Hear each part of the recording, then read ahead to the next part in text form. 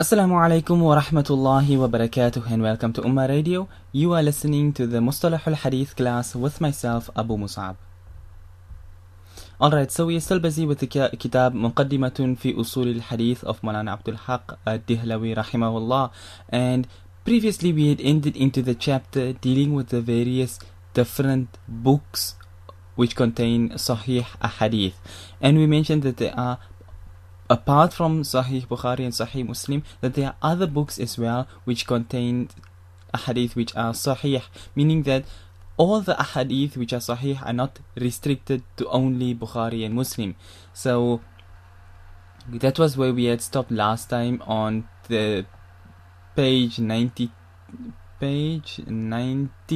of the book, where we had just completed the portion dealing with the kitab known as Al-Mustadrak ala Sahihain lil-Hakim, or better known as the Mustadrak of Imam Hakim rahimahullah, which also likewise contains ahadith which are Sahih.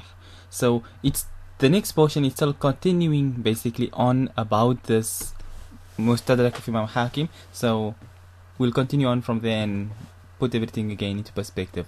So to begin with, Bismillah walhamdulillah wassalatu wassalamu ala rasulillahi wa ala alihi wa sahbihi wa man wala. So he says, At-ta'anu biqillati al-ahadithi sahihati wa radduhu. He says that when people, this flaw that people try to find fault in saying that there are so very few authentic ahadith, and now a refutation of that claim of people. That claim rather, where they say that there are so very few authentic ahadith. So he says, إن البخاري ومسلما لم يحكما بأنه ليس أحاديث صحيحة غير ما خرجاه في هذين الكتابين. He says that Imam Bukhari and Imam Muslim rahimahumullah, they did not state anywhere that there exists no authentic ahadith but those which they have included in these two books, meaning Sahih Bukhari and in Sahih Muslim. وقال قد حدث في عصرنا هذا فرقة من المبتدعة أطالوا ألسنتهم بالطعن على أئمة الدين بأن مجموع ما صح عندكم من الأحاديث لم يبلغ زهاء 10,000. He says that, he goes further, he says that قد حدث في عصرنا, that there has come about in our times a group of innovators, أطالوا ألسنتهم بالطعن على أئمة الدين, that their tongues are very long in finding faults with the ulama, the a'imma of the deen, by saying that all the authentic ahadith which you have together by you, لم يبلغ زهاء 10,000, it does not even reach 10,000, meaning that with all your sahih ahadith it don't even reach 10,000. He says, ونقل عن البخاري أنه قال حفظت من الصحاح 100,000 حديث ومن غير الصحاح 200,000. He says that it has been reported from Imam Bukhari rahimahullah himself, who said that I have memorized from Sahih ahadith 100,000, and from ahadith which are not Sahih, meaning it is da'if, not mawdu, but of the weaker types, then 200,000. So in total 300,000 ahadith which Imam Bukhari rahimahullah had memorized.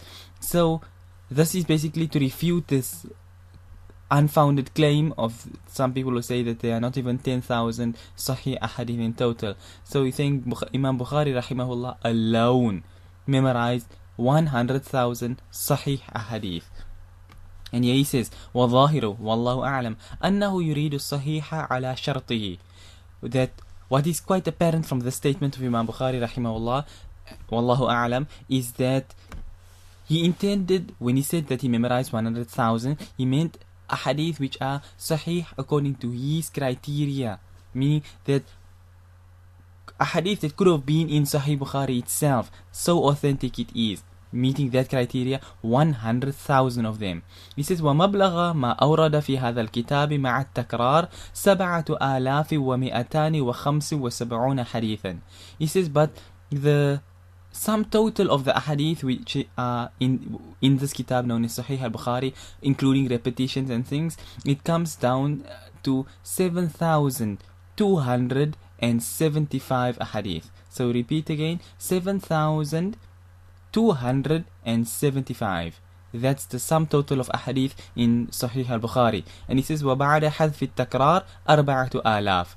Now once you remove all the repetitions, because a hadith will come numerous times in Sahih Bukhari with a difference of chaining, with a different chain and so on. So when you take all those extra repetitions away, then you are sitting with you're sitting with 4,000 unique individual ahadith.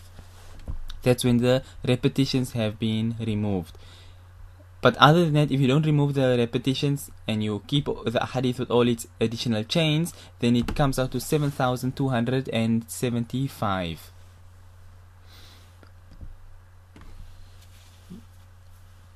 Okay, now just on the point over here is that how false and rejected is this claim of some people who claim that there are not even 10,000 Sahih ahadith, is that if a person look in you that Imam Bukhari rahimahullah here, for example, say he memorized 300,000 ahadith, it is a feat which is mind-boggling. And yet it is reported that Imam Ahmad rahimahullah, for example, memorized 3 million ahadith. Imam Abdullah ibn al-Mubarak rahimahullah memorized 1 million ahadith. So, you know, serious major amounts of hadith there are and were memorized by the ulama of hadith. Yes, millions. Now the question may come up that we don't know of a million ahadith, meaning that, you know, Bukhari, Muslim, Tirmidhi, Abu Dawud, Nasai, Ibn Majah, all these books over there, and we basically got more or less a grasp on the ahadith of what exists and what it does not exist. So where does a million come from?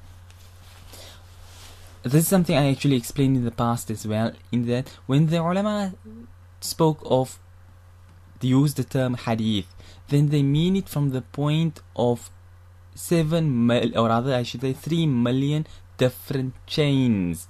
So one hadith may be reported with 20 chains. That is considered to be 20 hadith rather than one. So we may look at it, it's all saying إِنَّمَا الْأَعْمَالُ بِالنِّيَّاتِ, for example. So we say that's one hadith. But they would look that it's reported from, let's say for example, he went to China and he heard it there with the chain. He went to India, he heard it there with the chain. He went to Yemen, he heard it there with the chain. He went to Syria, he heard it there with the chain. So that would be counted as 4 hadith instead of saying it is one hadith. So that is how the hadith comes out to being in the millions. It's that the term hadith, when used by the muhaddithin, they refer to the sanad instead of the matan, the chain of narrations, rather than the actual text of the hadith itself. So that is the main point as to how you end up with all these large number of ahadith. Alright, so that anyway was on the point, just finishing up on the topic of the Mustadrak of Imam Hakim rahimahullah. Now he moves on to some further books which also contain Sahih ahadith. So he says the next one is Sahih ibn Khuzaymah, the Sahih of Imam ibn Khuzaymah rahimahullah, one of the very big famous ulama of hadith as well, and his kitab is also quite famous, although in comparison to the kitab like the Sihah al-Sitta, then it's not nearly in that league of being famous in modern times, but at its time the kitab was very famous. Any case, he says وَلَقَدْ صَنَّفَ الْآخَرُونَ مِنَ الْأَئِمَّةِ صِحَاحًا مِثْلَ صَحِيحِ بْنِ خُزَيْمَةَ الَّذِي يُقَالُ لَهُ إِمَامُ الْأَئِمَّةِ وَهُوَ شَيْخُ بْنُ حِبَّانَ. He says that other ulama of hadith, they also authored books containing Sahih hadith. For example, the kitab known as Sahih ibn Khuzaymah. Imam ibn Khuzaymah rahimahullah is known as the Imamul A'imma, the Imam of Imams, you know, if you want to put it in that way. And he is the Shaykh of Imam ibn Hibban rahimahullah. So Imam ibn Hibban, again another very famous alim of hadith, he studied under Imam ibn Khuzaymah rahimahullah. So the kitab is known as Sahih ibn Khuzaymah, like, you know, Sahih Muslim, Sahih al-Bukhari, this is Sahih ibn Khuzaymah. So according to Imam ibn Khuzaymah rahimahullah, he made this kitab for the purpose of it being Sahih hadith. Okay, not every hadith in there is Sahih, but anyhow, the kitab was written for that purpose over there. He says, continue on, وقال ابن حبان في مدحه ما رأيت على وجه الأرض أحدا أحسن في صناعة السنن وأحفظ لألفاظ الصحيحة منه كأن السنن والأحاديث كلها نصب عينه. Imam Ibn Hibban rahimahullah, praising his teacher and describing him, he said, ما رأيت على وجه الأرض أحدا أحسن في صناعة السنن, that I have not seen on the face of the earth anyone who is more perfect in the Sana'atul Sunan, meaning in the science of a hadith. وأحفظ لألفاظ الصحيحة منه, nor did I find anyone who had memorized more the words of the authentic ahadith than Imam Ibn Khuzaymah rahimahullah. He says, كأن السنن والأحاديث كلها نصب عينه. It's as though all the whole science of hadith and all the hadith itself as well, it's as though it was in front of his eyes, meaning as though he could see everything written down in front of him. That's how clear his mind and his memory was when it came to this science of hadith and the hadith itself and the asma'ul rijal and stuff of that sort, like that. These were great ai who unfortunately in today's times are not as well known as they should be. So anyway, that was now Imam Ibn Khuzaymah rahimahullah. Okay, question over here, what's Asma'ul Rijal? Asma'ul Rijal, when we're talking into the science of hadith, then you have Asma'ul Rijal, literally translated as the names of the men. So you get, what it actually is literally that, the names of the men, the names of the narrators that narrate the hadith. So you would open the books of Asma'ul Rijal, for example, Tahdhibul Kamal, Tahdhibul Tahdhib, Al-Thiqat, Al-Majruhin, and all books of that nature, and you would look there, for example, Abdullah ibn Lahi'a, for example. Now, what is he? And then they'll give his name, where he comes from, when he was born, when he passed away, what was his level, was he authentic or not authentic, and everything of that sort. Those knowledge is found in the kitabs of Asma'ul Rijal or Jarh wa Ta'dil, whichever way you prefer to put it. So yes, that's what Asma'ul Rijal is about. Okay, coming back to where we were, we're now dealing with the next book which is teaching you about. He says Saheeh ibn Hibban. The next kitab which is telling you about is the kitab known as Saheeh ibn Hibban. He says ومثل صحيح ابن حبان تلميذ ابن خزيمة ثقة ثبت فاضل إمام فهام. He says that you have also another kitab which consists of authentic ahadith. For example, the kitab known as Saheeh ibn Hibban, who is the student of Imam Ibn Khuzaymah rahimahullah, and he is thiqa, he is sabt. Okay, but these are all the, like you can say, the praises on him, that he is trustworthy, he is reliable, he is a fadil, he is a very virtuous imam, he is a fiham, meaning he is a very astute person with a quick mind, lot of understanding and stuff like this. This was Imam Ibn Hibban rahimahullah. And now Imam Hakim rahimahullah, he describes Imam Ibn Hibban and he says كان ابن حبان من أوعية العلم واللغة والحديث والوعظ وكان من عقلاء الرجال. That Imam Hakim rahimahullah, he said that Imam Ibn Hibban, he was one of the containers of knowledge. Not only the knowledge of the deen, also from lugha, from the perspective of the Arabic language. Imam Ibn Hibban was like a container of knowledge. Likewise, when it comes to a hadith, he had a vast knowledge. And while wa'adh is as well, that wa'adh, to give, as you can say, nasiha, warning people, everything of the sort here, wisdom, everything, Imam Ibn Hibban rahimahullah encompassed all these qualities and characteristics in him. And also وَكَانَ مِنْ عُقَلَاءِ الرِّجَالِ, and he was from the most intelligent of men. So that was Imam Ibn Hibban. Now he comes back to the kitab itself, which we had begun out with. He says Sahih al-Hakim, the kitab of Imam Hakim, which contains Sahih hadith, which is known aka al-Mustadrak, meaning the Mustadrak ala Sahihain lil-Hakim. So he says ومثل صحيح الحاكم أبي عبد الله النيسابوري الحافظ الثقة المسمى بالمستدرك. He says likewise another authentic book of Hadith is the kitab known as the Saheeh of Imam Hakim, who is Abu Abdullah al-Naysapuri, the Hafiz of Hadith, and he's thiqa, and his book is known as Al-Mustadrak. He says وَقَدْ تَطَرَّقَ فِي كِتَابِهِ التَّسَاهُلِ وَأَخَذُوا عَلَيْهِ وَقَالُوا. Okay, he says, and somewhere in the chains in this kitab of Al-Mustadrak there is some laxity, and so therefore there are certain narrations in Sahih Ibn or rather in this Mustadrak of Imam Hakim which are weak, and in fact there are a few of them which Imam Zahabi rahimahullah even says are fabrications because of a bit of laxity over there. Okay, I'm going to come to... Okay, let me mention it here one time. When it comes to the science of Hadith and the ulama of Hadith, then they are broken into three categories.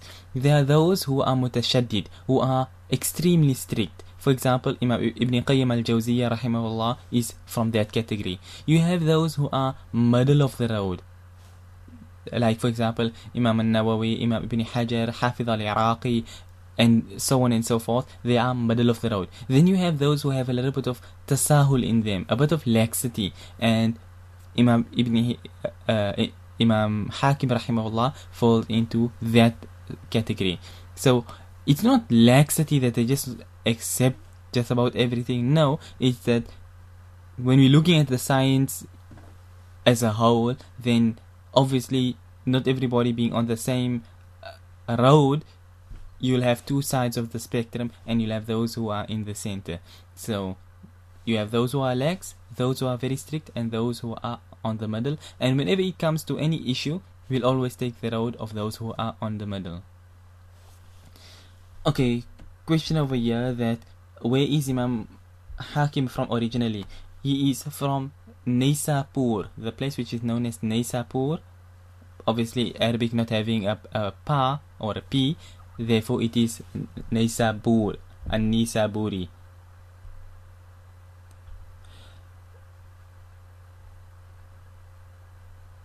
Okay, where is Naysapur?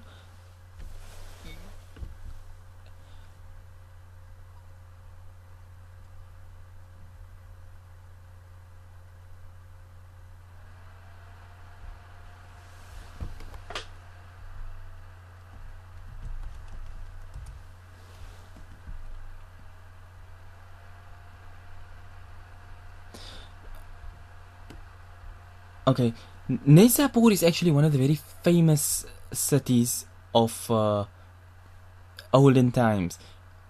There were many which were very famous, and where many of the big ulama came from, and Naysapur happens to be one of those cities over there.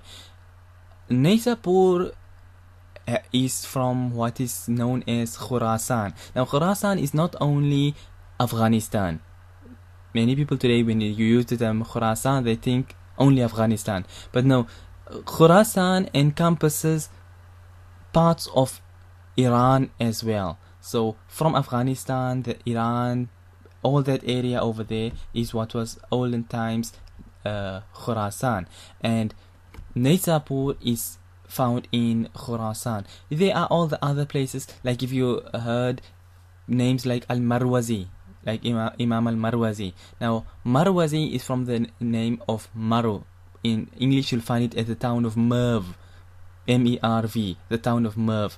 In Arabic, Maru, and when a person is from there, he is called al-Marwazi. So all these famous towns happen to fall in the Samarkand, and all these places were all part of Khurasan, and a large bulk of ulama came from this area of Khurasan. So not only restricted to Naysapur, and you have, like, for example, Imam Abu Nu'aym al-Isbahani. Isbahan is what is known as Isfahan in Iran today. So you had the ulama, lots of them coming from this area of Khurasan and the surrounding areas as well.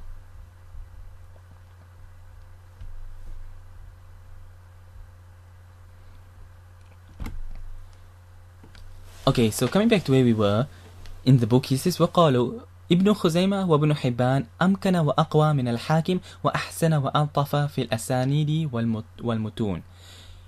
He says that Imam Ibn Hibban and Imam Ibn Khuzaymah, they are more capable and they are more powerful and stronger than Imam Hakim, and also the asanid and the mutu, the matan and the sanad of their narrations are also better than Imam Hakim. Basically, we put it in a nutshell that if a hadith is reported by Imam Ibn Khuzaymah or Imam Ibn Hibban, then their narrations are stronger than the ones which are reported by Imam Hakim. If you make it in simple terms, that's what he is saying.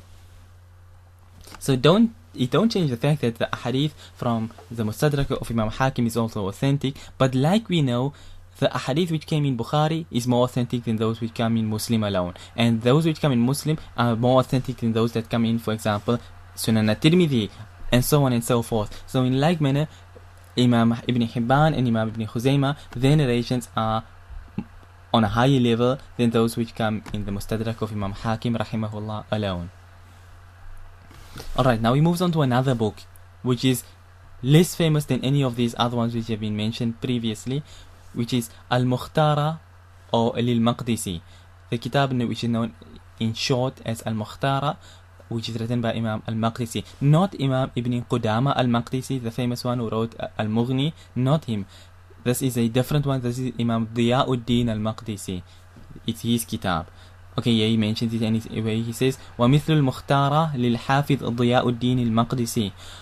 That and another one of these kitabs consisting of Sahih Ahadith is like the kitab known as Al-Mukhtara, written by Hafiz Diyauddin Al-Maqdisi rahimahullah, وهو أيضا خرج صحاحا ليست في الصحيحين وقالوا كتابه أحسن من المستدرك.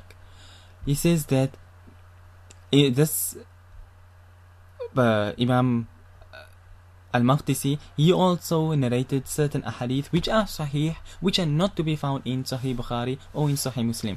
The whole point of him quoting all these various books over here is simply to hammer the point home that there exists ahadith which are sahih, which do not appear in Bukhari or Muslim at all, and their non-existence in those books do not make these narrations weak in the least. That's what he's trying to say.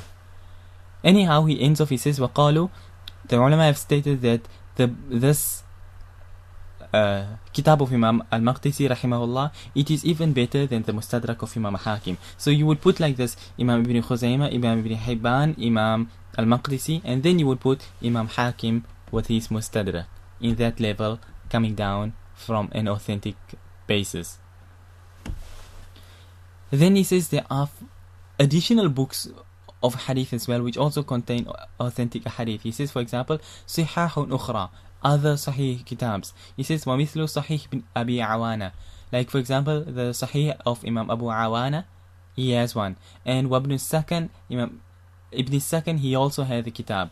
And then you have Al-Muntaqa Ibn Al-Jarud, Imam Ibn Al-Jarud, rahimahullah, he also has the kitab consisting of Sahih Hadith, which is known as Al-Muntaqa. So there are numerous books of Hadith which are containing Sahih Hadith, and those Hadith are unique in that they are not found in Bukhari or Muslim, yet they are still on the level of Sahih.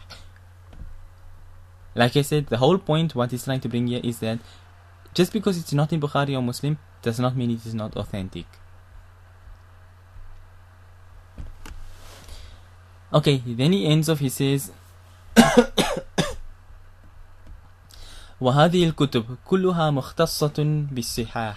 That these books which have been mentioned now previously, that the, like for example, Sahih ibn Hibban, Sahih ibn Khuzaymah, Sahih Bukhari, and all these books over here, for example, all of them mukhtassatun bis-sihah. They are specific for Sahih Ahadith. But ولكن جماعة انتقدوا عليها تعصبا أو إنصافا وفوق كل ذي علم عليم والله أعلم. He says that, but a group of the ulama, they found fault with certain of these books. Some did it out of ta'assub, meaning out of biasness, and some did it out of insaf, meaning out of justice that there really were certain faults in it. And he ends, he says, وَفَوْقَ كُلِّ ذِي عِلْمٍ عَلِيمٍ, and above every knowledgeable person there is someone more knowledgeable, and obviously Allah is the most knowledgeable of all creation. I should say, and Allah is most knowledgeable, not of creation has no knowledge compared to Allah. So anyhow,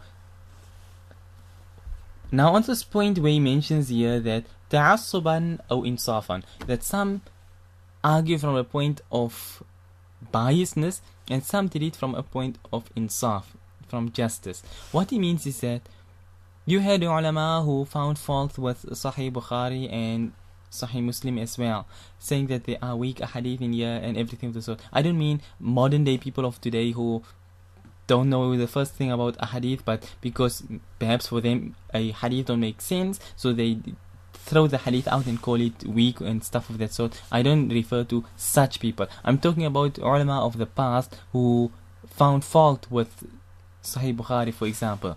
So this is what he says would be, for example, ta'assub, biasness, where in the person he's actually referring to here is Imam ad-Daraqutni rahimahullah, one of the great ulama of hadith, Imam ad-Daraqutni, but he had this opinion that they were weak hadith in Sahih al-Bukhari. The other ulama refuted Imam ad-Daraqutni rahimahullah on that point, but in any case, so that is of those ulama who held a viewpoint which Mawlana Abdul Haq rahimahullah here is referring to as having a ta'assub view. The other one he says, insafan, or some of them they found fault with the books from the point of justice, that there really was something wrong. And this is the majority of the muhaddithin. When they say they are weak hadith in Sahih ibn Khuzaymah, in Sahih Abi Awana, in the Mustadrak of Imam Hakim, and so on and so forth, then this is from the point of insaf, because we do know that they do exist weak hadith in these kitabs as well.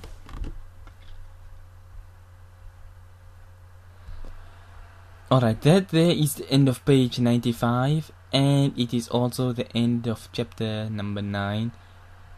And I think it would be best if we stop on this point here, because the next chapter is dealing now with the 6 famous books of hadith, and we'll touch a little bit further on that topic. But because it runs on for a bit, I don't want to cut out halfway in the class, so therefore it's best if we stop here, and then next week inshallah we can enter chapter number 10.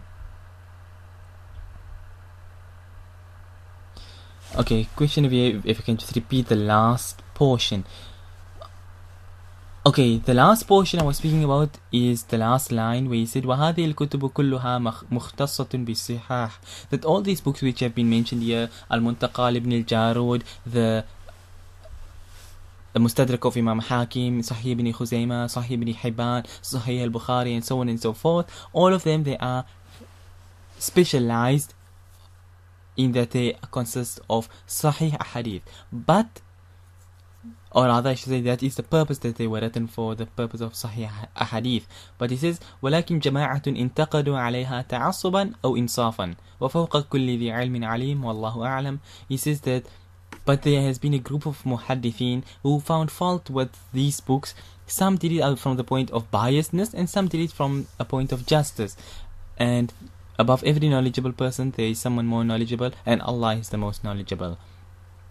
So on the point of ta'assuban or insafan, I mentioned that ta'assub is actually referring here, making a hinting towards Imam ad-Daraqutni rahimahullah, who had said that there are weak hadith in Sahih Bukhari. So therefore this is who is hinting at people like Imam ad-Daraqutni rahimahullah, who was a great muhaddith and imam in his own right, but the ulama have refuted him on this point here, where he said that there are hadith which are in Bukhari which are weak. The other part where he said those who found fault with the books out of justice, those they refer to the majority of the muhaddithin who commented on all the other books like the Mustadrak of Imam Hakim. If you look, Imam Hakim would quote a hadith and he says this hadith meets the criteria of Imam Bukhari, or it meets both of their criteria, but they have not reported it. Then Imam Dhahabi in his Talkhis, he would now come and comment on that same hadith, and sometimes he would concur with Imam Hakim and say, yes, the hadith is authentic. It is according to meets the criteria of Imam Bukhari and Imam Muslim, and so on and so forth.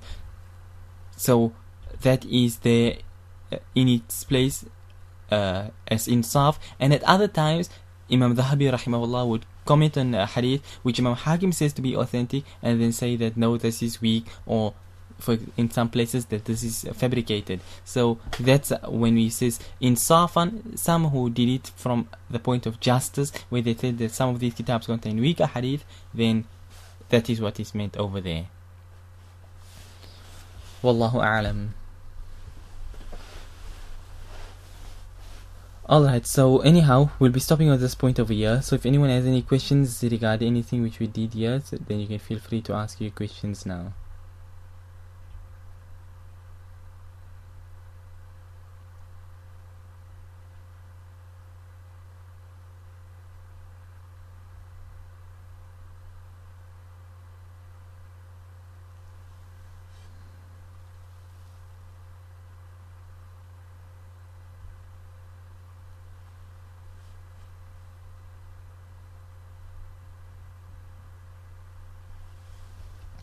Okay, question, what are all these footnotes about?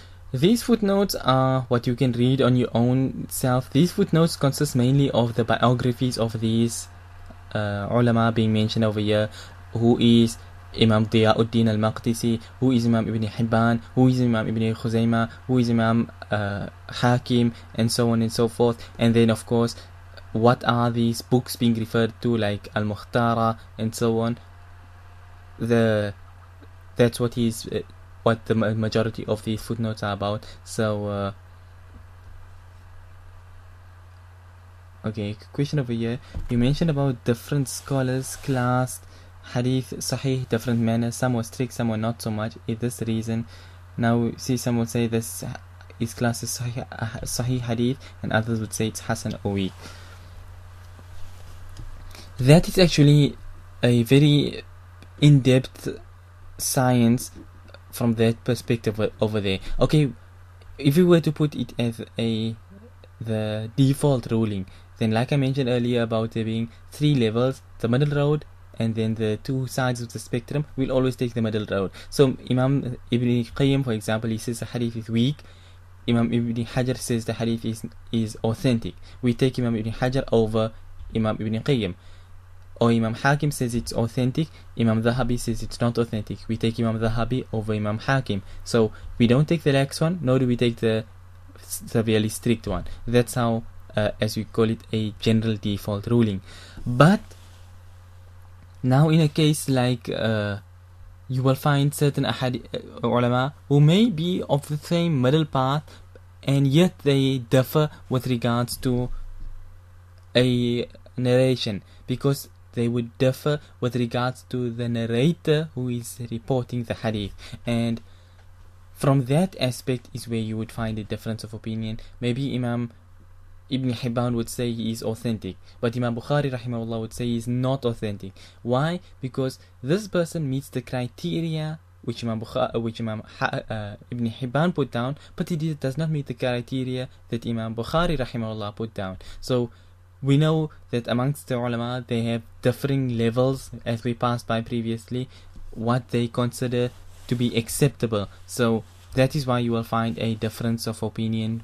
Some would say it's authentic and some would say it is not authentic for that reason there. Wallahu a'lam.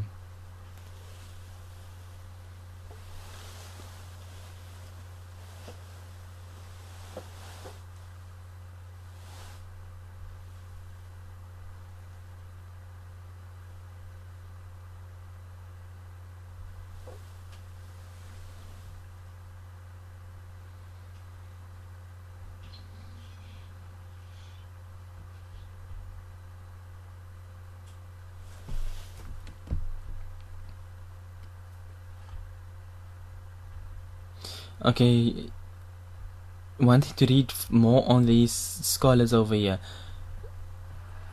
If you actually want to read about them, then the best book for that purpose is the kitab known of Imam Dhahabi rahimahullah, known as Siyar A'lam al-Nubala. That kitab is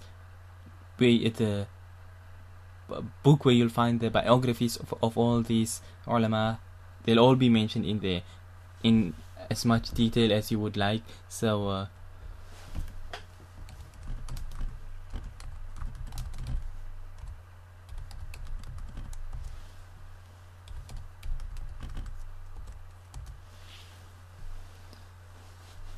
so that kitab is one of the top major kitabs for that purpose there, wanting to know biographies and everything of that sort.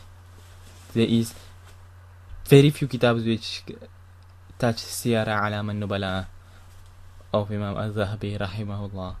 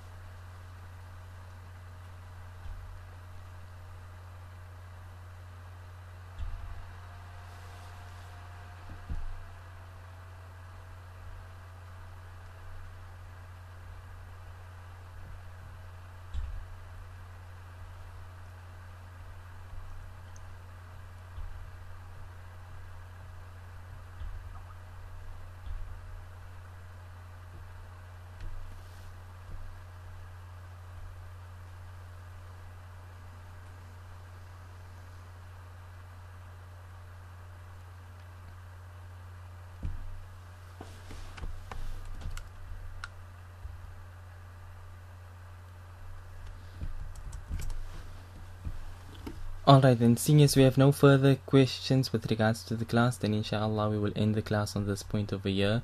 So until the next time, we will end on this point and we say وَصَلَّى اللَّهُ وَسَلَّمَ وَبَارَكَ عَلَى نَبِيِّنَا مُحَمَّدٍ سُبْحَانَ اللَّهِ وَبِحَمْدِهِ سُبْحَانَكَ اللَّهُمَّ وَبِحَمْدِكَ نَشْهَدُ أَن لَّا إِلَهَ إِلَّا أَنْتَ نَسْتَغْفِرُكَ وَنَتُوبُ إِلَيْكَ وَالسَّلَامُ عَلَيْكُمْ وَرَحْمَةُ اللَّهِ وَبَرَكَاتُهُ.